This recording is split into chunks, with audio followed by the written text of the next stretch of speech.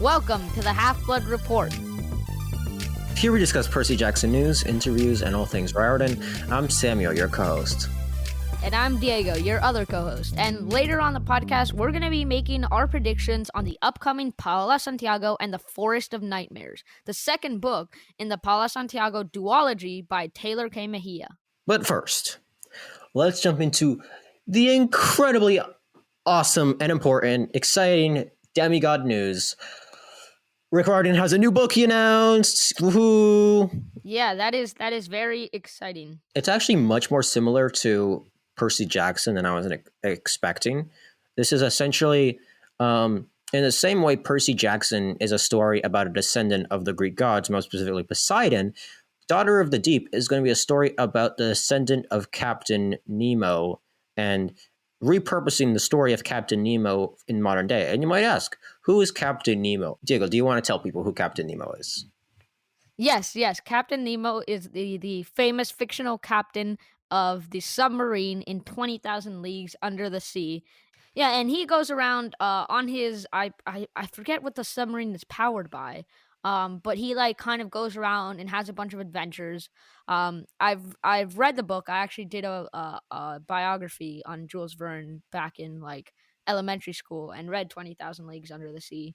But I forget the entire all the plot points, but I just remember that it was all about him kind of struggling and fighting the ocean and this awesome adventure about just underwater and cool things. But he is not the point of view character in 20,000 Leagues, is he? Right? It's the other guy. Yeah, I believe it's a narrator. I believe the narrator is one of the members of the ship, and he's kind of telling about the adventures of the ship. But yeah, I believe it is not. I don't think it's written from Nemo's perspective. It's written from a crew member. Well, they're not even from the submarine. They get imprisoned on the submarine accidentally or something. Yeah, they get dragged in there after Nemo destroys their ship to steal. Spoiler alert for the first 5 chapters of this very old book. Have you read 20,000 Leagues Under the Sea? So here's the thing, okay? When I was very little, my dad would let me use his iPod to listen to audiobooks, okay? Which might have not been the smartest idea on his part because I did not really know how to use them. But I liked books. So I tried to listen to 20,000 Leagues Under the Sea because my dad had it downloaded. But I hit the shuffle button every time. So I don't know why this was an option, but the chapters were separate tracks, and then you could shuffle them and play the chapters out of order. And I always pressed the button on any time I tried to listen to anything. So it was this was accidentally. So I have heard many parts of 20,000 Leagues Under the Sea, but it was very long ago and I heard them out of order. So I cannot tell you what happens in 20,000 Leagues Under the Sea. So I guess we're going to reread them and talk about them on the podcast for our Oracle section. But yeah, that's kind of where I'm at. I'm excited. I love Rick Riordan. I know I enjoyed 20,000 Leagues Under the Sea, though that enjoyment was certainly overshadowed by my frustration with not knowing where the shuffle button was and how I kept accidentally pressing it. So, yeah, I would Clearly, say Samuel was a very wise young child. Yeah, he's also Captain Nemo is also in The Mysterious Island by Charles Verne. So we'll read both of those before we do our predictions. Yeah, I believe he makes more than one appearance throughout the books that Jules Verne has written. But he's an interesting character. Yeah, we can't talk about it as much on just a news section, but we'll definitely be doing some bigger breakdowns, analyzing some of the stories, and kind of seeing what we can figure out about Daughter of the Deep based on 20,000 Leagues Under the Sea. But I can say that, yeah, I'm very excited to see how Rick Riordan's going to play, because these characters are not good people. They're not people who are, helping society or anything like that.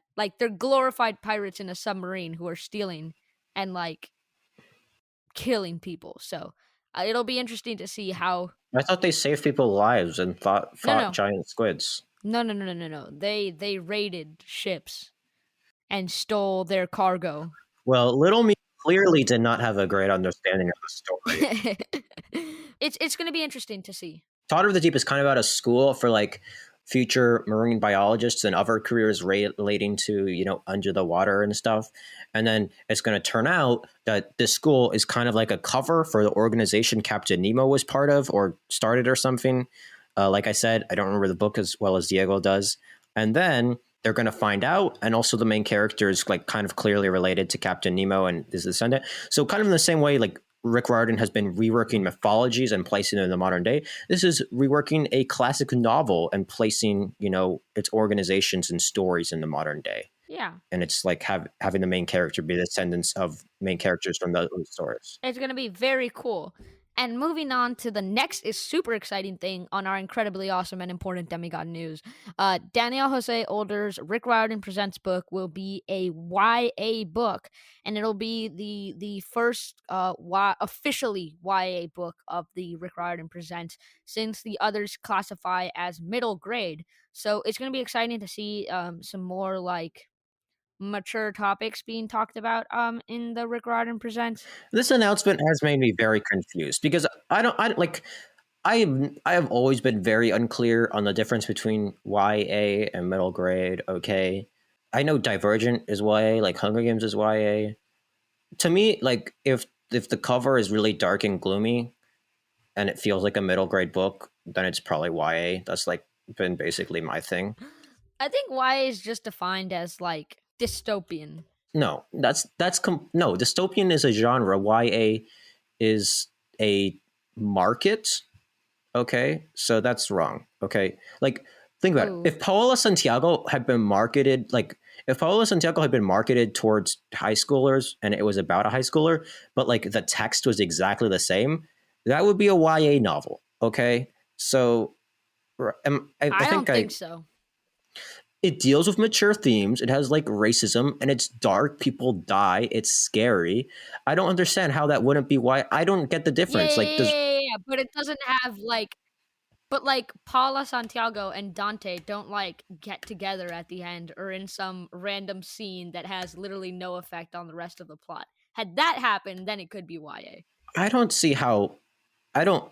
I think it's not correct to define That's it. YA Just novels. happens in every YA book. Just But really, trust are me. we defining YA novels as like the level of romance and intimacy that happens in it? Because that seems like a bad criteria. It seems like a bad criteria, but what I can tell you is that YA books are simply middle grade with like a random, like slightly more mature, like love scene just thrown in there that has zero effect on the plot. Okay, let's not say that because that's kind of like I'm not hating on Reed Riordan or Daniel Jose Older. I'm just like talking on a podcast about an issue that deeply confuses me. Yeah, I'm not like specifically saying anything bad about Daniel Jose Older. I'm just saying like that's what I've experienced from many YA books is that they're not that much different than middle grade except for like adult themes that are introduced that generally have no effect. Yeah, yeah, that's why I'm interested. Like, why are they specifically marketing? Like, why are they choosing now? This one's going to be YA, and that's how we're going to market it. Like, that's why I'm excited for Ballad and Dagger, which is the name of the book. It was previously going to be called Mateo Matisse and Lullaby for a Lost Island, but now they're changing it. But the main character is still Mateo Matisse. Um, it's about the Mateo Matisse finds out he has healing powers and he uses it to help protesters in the streets. Uh, but what? So that's obviously very cool premise. It's Rick Riordan Presents. That's awesome. It's Daniel Jose Older. That's awesome. I'm just confused. Like, how different is it going to be from other Rick Riordan Presents books that's going to give it this classification that we haven't seen before? You know what I mean? Yeah, I think I'm wondering the same thing. But yeah, I guess we'll hear more about that as we kind of get closer. When we get closer to that, we'll know a little bit more about it. But moving on to the next exciting and incredibly awesome important demigod news, Reed Riordan posted an interview with Kwame Mbalia about Black History Month, and in it, it's kind of sort of giving a little bit on what's going to happen in Tristan Strong Keeps Punching, which is the third book in the Tristan Strong trilogy and the conclusion to that trilogy. So it's exciting to know a little bit more information about that, and it's super cool that that Rick Riordan is kind of talking about Black History Month and interviewing Kwame and Balia. Yeah, I enjoyed this interview. I thought it was really cool of them for posting it. I'm excited for Tristan Strong 3, especially with that cliffhanger at the end of the last one. No, no, definitely. I want to see kind of how all these people from Alk interact in the normal world and what funny things Gum Baby will say. Yeah, I agree with you, Diego. Also, the last thing on the demigod news, Rick Riordan, like a couple weeks ago, gave a short little rundown on everything. He talked about how he was going to announce his book, but now we already have that announcement. He also talked about the announcement of Ballad and Dagger, which we've already kind of talked about. He did recommend, if you like YA, you should read Daniel Jose Older's book Shadow Shaper, which is what made Rick Riordan excited to work with him. And then if you like middle grade, you should read Daniel Jose Older's book Dactyl Hill Squad, which is another book by him that Rick Riordan recommends. I'm probably going to read both of them because they look good. I'm still confused about what makes YA and middle grade different, so maybe these books will help me.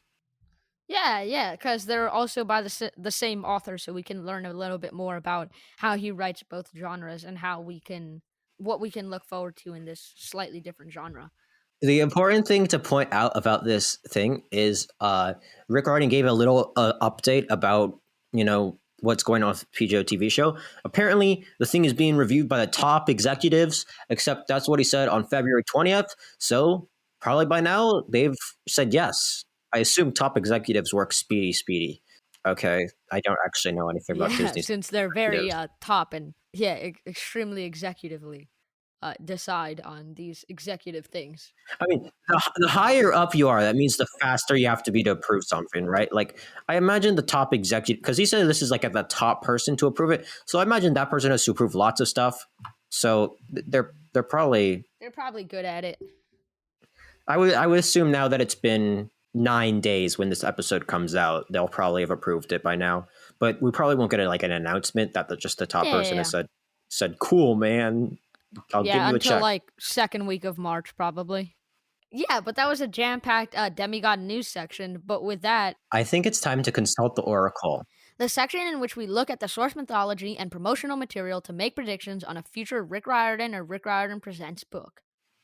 And this week, we chose to look at Paola Santiago and the Forest of Nightmares, the next installment in Taylor K. Mejia's Mexican folklore-inspired series from Rick Riordan Presents. The book is coming out in August. Hey, it's Editing Samuel here for a second, and I just wanted to let you know that the following discussion has spoilers for Paola Santiago and the River of Tears. Spoiler. I'll read the description and then we'll talk about it and about our research we did on some of the clues we got. Here's the description. 6 months after Paola Santiago confronted the legendary La Llorona, life is nothing like what she'd expected it to be. She's barely speaking to her best friends, Dante and Emma, and what's worse, her mom has a totally annoying boyfriend. Even with her chupacabra puppy, Bruto, around, Pao can't escape the feeling that she's all alone in the world. Pao has no one to tell that she's been having nightmares again, this time set in a terrifying forest. Even more troubling, at their center is her estranged father, an enigma of a man she barely remembers. And when Dante's abuela falls mysteriously ill, it seems that the dad Pao never knew just might be the key to healing the eccentric old woman. Pao's search for her father will send her far from home, where she'll encounter new monsters and ghosts, a devastating betrayal, and finally, the forest of her nightmares. Will the truths her father has been hiding save the people Pao loves or destroy them? Dun, dun, dun. Done! Alright. Cool description. Cool description. Very cool description. Samuel, what were your first impressions from this awesome description? I liked it. Obviously, I'm thinking about that betrayal bet we made, because you're saying that Dante and Emma betray her, which is your bet. But it seems like at the beginning of this book, they're already not on her side, so it'll be a bit difficult for them to betray her.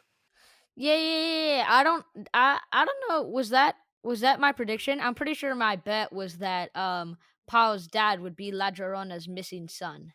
No, that was not your bet. Your bet was that either Dante or Emma would betray her. And if one of those things happened, then you didn't have to Oh, sing Migrate. really? That was another prediction you made that I was pretty Paul. sure. No, your bet was that thing. You made Oh, I other thought I predictions. bet on that. No, you did not bet on that. Oh yeah. Okay, yeah. So I think my key prediction here is that Paola Santiago's father is La Llorona's missing son, and I wish I had the book on me, but I actually read it in Kindle form, so I can't remember the exact page. But towards the end, when she's in La Llorona's palace, kind of underneath the magical lake or magical river, when she's there, La Llorona mentions that she had previously tried to send one of her children like back into the real world, or had done this in order to try to help herself, right? But that this child had like just gone off, right?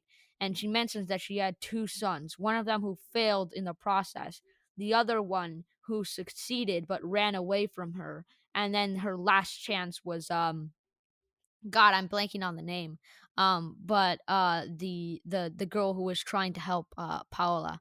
So basically, the prediction that I had from last time when we did the review of the book was that clearly her father, who is estranged, right, has to be I think it's the second son of La Llorona, who managed to make it out, had Paola, but then kind of vanished into the mist or whatever. Yeah, because of course there was that whole discussion about the son of La Llorona who had betrayed their family and kind of wasn't too happy about the whole drowning children forever thing.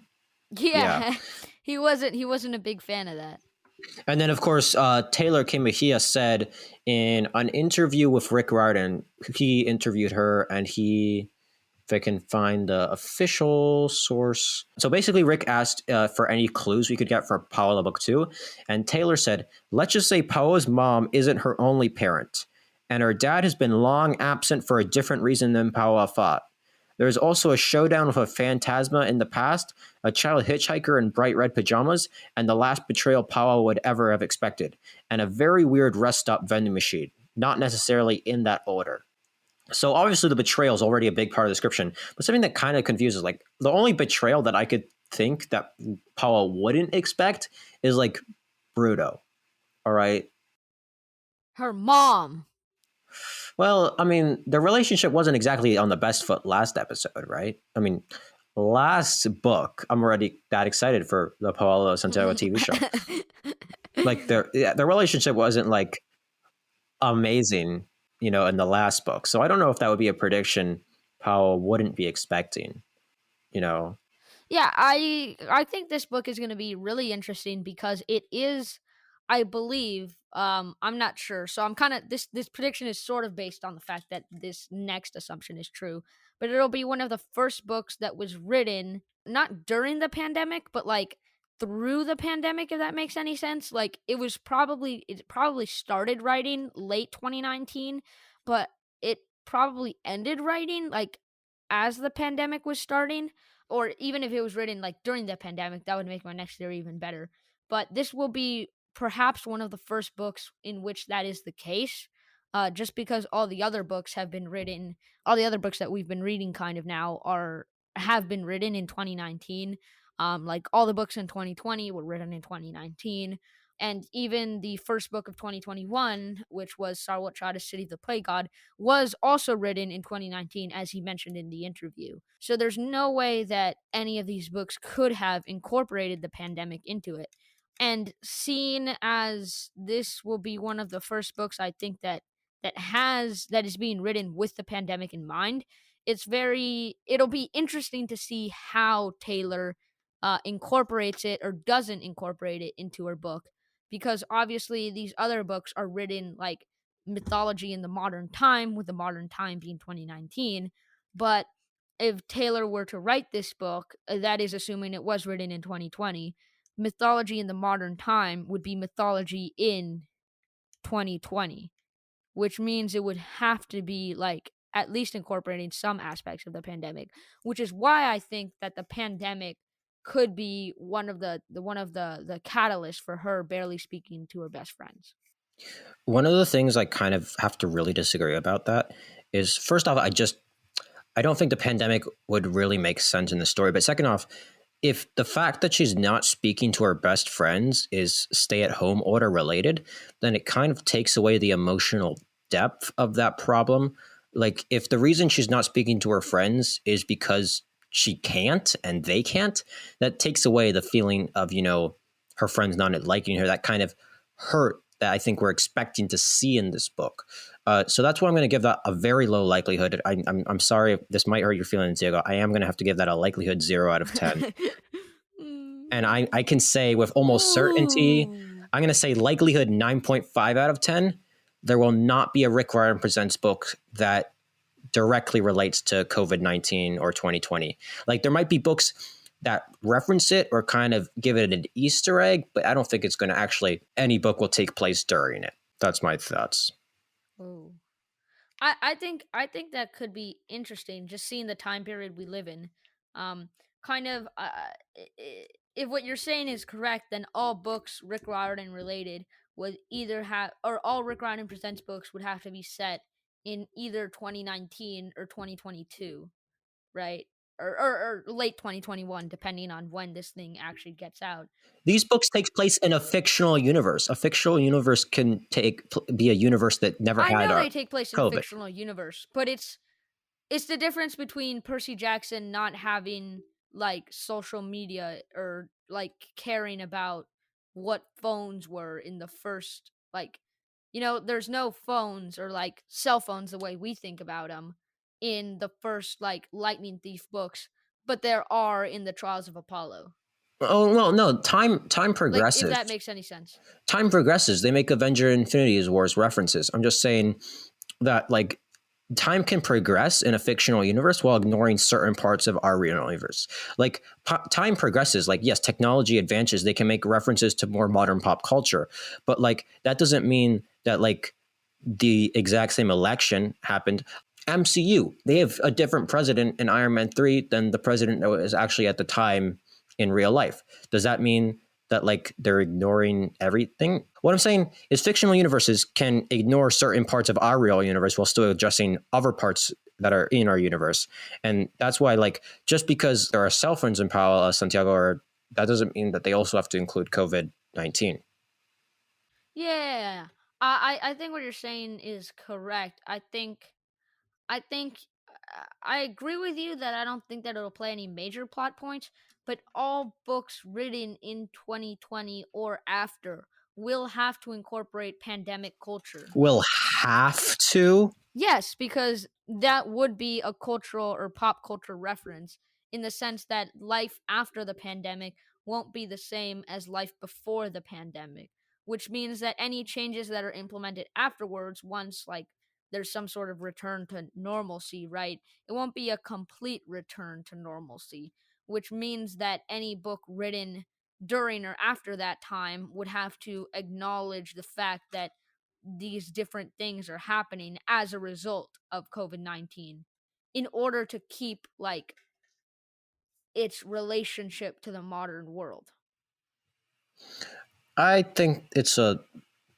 I'm going to kind of move on, but final thoughts. I do think it's a little silly to Yeah, no, no, no, no, expect that yeah, a yeah, book yeah. has to address anything. And secondly, I don't think this book was not drafted. It was in its very final stages of editing when 2020 rolled around. If like my timeline is Yeah, right. yeah, yeah, obviously. Uh, any other predictions for this book, Diego?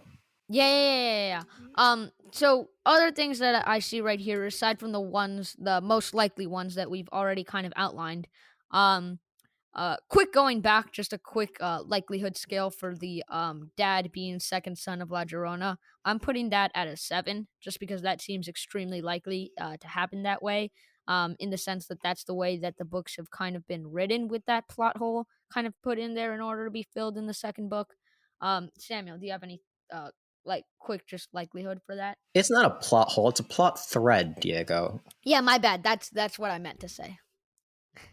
I don't have a strong answer. Like, one of the things is I feel like we touched the major mythology. Like, not folklores. I feel like we touched the major folklores in Paola, and I feel like, I mean, from the description, one of the main things we like to do on this podcast is do research and then make predictions based off the research. It's very hard to do lots of research here because it feels like we're going to be dealing mostly with the same legends and folklore, and any new folklore that might be brought in hasn't been given to us yet. So that's my main kind of deal with this. But I'm excited for the book. I think Dante's abuela falling mysteriously ill, that could be like some sort of mythical illness. I don't think it's going to be, a real life sickness. I think it's probably going to be a mythical illness that has a mythical cure. It'd be a bit weird if Paola has to travel into the forest of nightmares to find a cure, to some like real life illness. And then she decides, also, Yeah, I'm not going to yeah. give that cure to anyone with that real life illness. So like, I always feel weird when there's like stories like that. Yeah. Like if you want to cure this real life illness for your, sick mother, then you're going to have to do this whole quest. And the hero doesn't decide to tell any other person who has that, relative about, this cure that could Yeah, save exactly. Like that kind of millions of feels like people. not. Um, when it's just like a cure all thing, as opposed to, I think this time, especially because it uses the words mysteriously ill, Dante's abuela probably going to fall sick to a magical sickness, and Paola is going to have to find a magical cure that's only works for that thing, which I'm excited for. What do you think is going to happen in the Forest of Nightmares? Ooh. Yeah, I think you kind of touched upon it a little bit, but yeah, it's definitely harder to do research for the Paula Santiago books when there are no specific goals or like Well, the kind of first, demons no, being mentioned. So in the descriptions at least. I think the first one was easy enough to research. yeah, The first one exactly. was easy enough to research. This one's harder Yeah, because, exactly. For the first one, there was a lot of kind of like popular folk tales kind of referenced in the description, so it was easy to go do research on that and make predictions on that. Whereas with this one, it's a little bit harder, seeing as the description, the only idea that we get of new monsters and ghosts is literally where it says she will encounter new monsters and ghosts, but there's no real like terminology that we can pull out of there and research, and that makes it a little bit more difficult to kind of incorporate the mythology aspect into our predictions, which is kind of what I think Samuel was trying to say. But just for people listening to this, kind of wondering like, hey, why aren't there any new like monsters that we're calling out? And it's because we simply like we don't have that much knowledge to be able to kind of just think about that without actually having anything to research. yeah, and I wouldn't, this podcast is for predictions, but it's also, to try to be informative.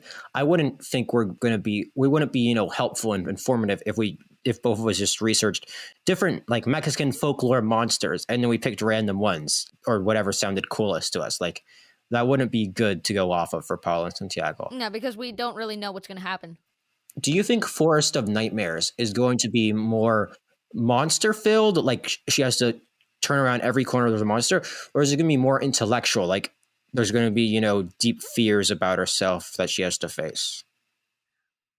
I think it's gonna be more like mental fears than physical ones. I definitely think obviously physical ones are gonna happen. She's probably gonna have to fend off some cool monsters or whatever. But I definitely think that the way that this book is being set up, the first book was a lot of jump scares, creepy hands dragging your friends away, like evil monsters killing people, right? Whereas this book is a lot more set up as like my friends are ignoring me. My mom doesn't care about me. Dante's abuela is ill. Like all of these things, right? It kind of seems more like it's gonna be like, oh, her seeing images in the forest of her friends like abandoning her, or her seeing images in the forest, her dad leaving her when she was young, right? Like I think it's gonna be more of a moonlit clearing with a scene that she fears the most playing out, which is what I think you meant by like mental or like So my mental thoughts on nightmares. this are, looking back at the first Paula, you're right that a lot of it was just monster stuff, and that was fun. Though we at the very end of the book, Paula did have to confront some of her insecurities, and she managed to like use her friends and stuff to kind of save the day, if I remember correctly. The way she defeated La Llorona, and I think this book is going to definitely, I think it's kind of going to be the closer she gets to the magical cure in like the center of the Forest of Nightmares, or like maybe on the other side, whatever she's trying to do, if she's trying to go through it or to the center of it, the closer she gets to her goal, the Yeah, more yeah, yeah. psychological the fears are going to become. And so that'll be like the last couple of chapters. In the more exterior woods, she's going to have to fight monsters and stuff, but those monsters will come to represent more and more her psychological fears the closer she gets to the center and her kind of prize that she wants. You know what I'm saying?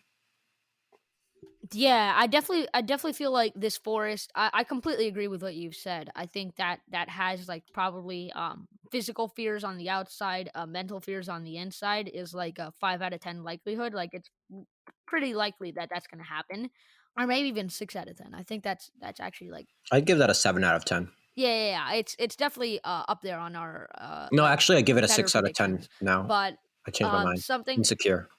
yeah, yeah, yeah. Something that definitely feels like is gonna have to change in this book is that the last book was kind of wandering through the desert aimlessly, following a flashlight that like curves and like, guides her in different directions. Whereas it feels as though this book is a lot more gonna be like she knows where she's going. If that makes any sense. Like it's not gonna be wandering around aimlessly through like a maze that has no walls. I think it's gonna be a very literal like maze that there is a path to go through. She just doesn't know which one is the right path. Whereas wandering around aimlessly is a lot less likely to happen just because Taylor has already used that. So I feel like in this one there is definitely going to be like an outside and middle, and she has to navigate into the center of the forest where there's going to be some big giant tree that has the cure or something similar to that. Yeah. I agree with that. I think it's going to be a good book. I'm genuinely confused on what to expect. I can kind of expect the journey. Dante's grandmother is sick. Her stuff is weird with her mom's boyfriend and her puppies and Bruto. And by the end, she has a dad to replace her boyfriend, maybe, and her friends and her puppy Bruto. But I'm just confused as to what's going to be the mythological stuff that represents her and anxiety she has to overcome. And so the middle is kind of the thing that's really confusing me. What do you think? Is her dad going to be the villain of the book, or is she going to have to save her dad, or both? I think her dad will be the villain until he's not. Cause I think the main plot point, the main like plot line here is um mysterious stuff. Dante's abuela is sick, find the cure, right? And I think that's kind of the same way that it was like find Emma in the first book. I think the second book's gonna be find the cure. And that the villain will most certainly be her father until he's not, in like not in a sleeper-esque way, from Hmm. Arusha, I was but also more thinking in the sleeper, sense so that that you point that out is interesting. So you're saying there's a difference. yeah, I don't think yeah, I don't think it'll be like that. I think it'll be much more like misunderstood in the sense that he's somebody who ran away, but who was literally resuscitated off of like the souls of dead children drowned in the river by his mother, which is definitely like a bit different than what's going on in Arusha. So I think it's gonna be more like he's confused, or maybe he's not like his real self. I think it definitely has like the possibility of being like a ghost of her father that kind of has to find himself in order to like come back to being like a flesh and bone human, or Oh, is that's some really kind of like interesting. twisted version of her father. Yeah, I think that makes more sense. Like What if her dad is the villain? Like he's being influenced, bad guy whispering in his ear, and he can't control himself. And then at the end of the book, they're able to get rid of that main bad guy, and then the yeah, dad I stops think being the main bad guy, mhm, and mhm. he can come back to the good side, and they can live happily ever after. Yeah, though that actually reminds me of the Tristan Strong 2 plot in which the mask is whispering to Bear Bear. It's the God, I forget his name now, but it's the mask possessed with the spirit of uh Mr. Cotton. I forget exactly, but I think this book will be more like I'm trying to think of a movie or such where this happens. I think the best thing off the top of my head is the movie Soul by Pixar on Disney Plus. It's a really good movie. I enjoyed it, cried a little bit. average Pixar movie, I think. But I think it'll be similar to how when the people in the movie fall off into that desert sand place and they become stuck on this same thing and they're turned into these strange demons in which they're not actually bad people. It's just they've been turned into this bad thing, not by any bad power, but by themselves, right? I feel like it'll be the worst versions of themselves that suddenly be amplified. So I think that dad is going to have his downfalls or things that he's the worst of amplified, become this sort of ghost demon. But deep down, he'll be searching for Paula and searching for who he was again, if that makes any sense.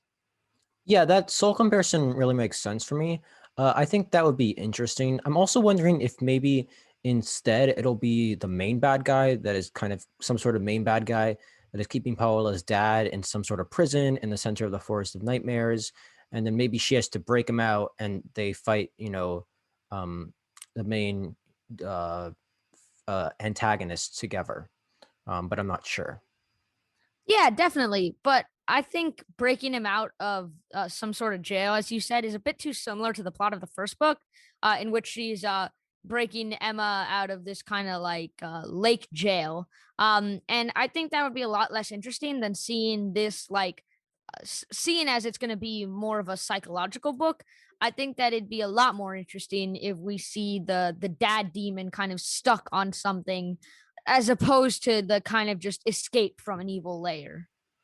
That makes sense. I really wouldn't mind if this book also has a jailbreak because I like that. But I understand where you're coming from. What I wouldn't like is if like the dad is just a totally evil demon and he's the main antagonist, or some sort of Kronos type figure, and then Paola is just able to turn him to the good side and reform the family by the end of the book. Yeah, I think that would be too quick a conclusion. I lean more towards the sort of psychological Oh, aspects. there is something pretty important I'm wondering about. Ooh, what's up? What's up?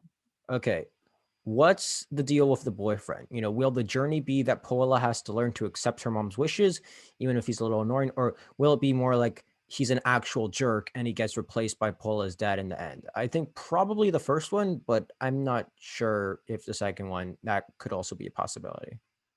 Yeah, I think that's a possibility. I think, however, the most likely thing is that he'll be like Taylor's interpretation of a bad lover man. And I think overall what you're mentioning about the prison escape and the dad being a demon turning good, the dad being a demon turning good, isn't that interesting personally for me, as you kind of mentioned? The storyline of breaking the dad out of jail is slightly more interesting than just him kind of just turning good, but a more psychological fear would be more interesting than those two things. Uh, Overall, I think the second book, if it follows in the footsteps of the first and keeps a similar vibe, I think it'll be a fantastic book regardless. It's just I'm looking for more of that thriller mentality. I don't know. I don't know if that makes any sense. Yeah, I think I see where you're coming from. Taylor K. Mejia is a fantastic writer, so I know I'll be fine with whatever we get. I'm just curious about the details. You got any last predictions, Diego? Not really. That's kind of all the predictions I have. I think just based on the information that we have, there's not that much else I can say. There's not much I can say like that is based in fact that will actually come true. Of course, I could go crazy, but I think I'll save that for a later Oracle section. But I do want to give a last likelihood rating to the Lost Soul prediction. I think I'm going to give it a 5 out of 10 likelihood. Samuel? Yeah, 5 out of 10 makes sense. I like it. I don't have a really strong feeling about it because while I like the idea of it, I'm not entirely sure whether or not it's going to happen. Yeah, I think it's something I definitely like to see, but as Samuel kind of mentioned, I'm not sure if it'll happen exactly that way. I definitely think, regardless, Paula, Taylor's probably going to surprise us with some sort of crazy plot twist or underlying thing that we totally missed, and we'll just show up to the book and it'll be like, ah, we should have known that. But yeah, Yeah, I can see that happening. Anyways, make sure to pre-order Paola Santiago and the Forest of Nightmares wherever books are sold. I recommend buying it using the bookshop link in the description ooh. because you can support independent bookstores and also we get a very small percentage. Oh, yeah, that would be really cool if you guys did that. Um, But I think with that, that's it for this episode of the Half Blood Report. Samuel, how can I contact this podcast? You can follow the show on Twitter at Half Report. You can also find us on Instagram at The Half Blood Report, or email the show at thehalfbloodreport@gmail.com. We also have a website, thehalfbloodreport.com. And please leave a review on Apple Podcasts. We read and respond to those on our seasonal mailbag episodes. I think it's technically spring now, but I don't think the mailbag will be for a while. So definitely make sure to get in those Apple reviews so we can read them out and respond to them. Actually, winter officially ends March 20th, Diego. So, Oh my God, never mind. I'm way off. I'll see you guys in July with your spring mailbag. no, that's definitely summer. I think our current plan is like late April. I don't know. Yeah, maybe early May, something like that. But yeah. Oh, something cool you should check out is last week's episode of Return to Camp Half Blood. That Diego and I joined them on their podcast to talk about chapters 5 and 6 of Battle of the Labyrinth. It was really fun. Yeah, definitely. We had a lot of fun recording that, and you can definitely go check out our discussion on Nico, Janice, Hera, and Annabeth through the theme of choices. And I would like to give a special thank you and shout out to our patrons. Currently supporting us, we have Magnus Chase and Finian. Yeah, a huge thank you to our patrons. They do help keep our show going by paying for our hosting service and website. There are many special benefits you can get by becoming a patron at all the different tiers. You can read more about them and consider joining at patreon.com/join/the Half Blood Report. I believe that link is also in the description. And thanks to all of you for listening. That said, it is time for credits. Our theme music is actually by me. I do our editing. My co-host here is Diego, and I'm Samuel. This is the Half Blood Report podcast, the only HBR that matters. Yeah, survive till next week. See you there.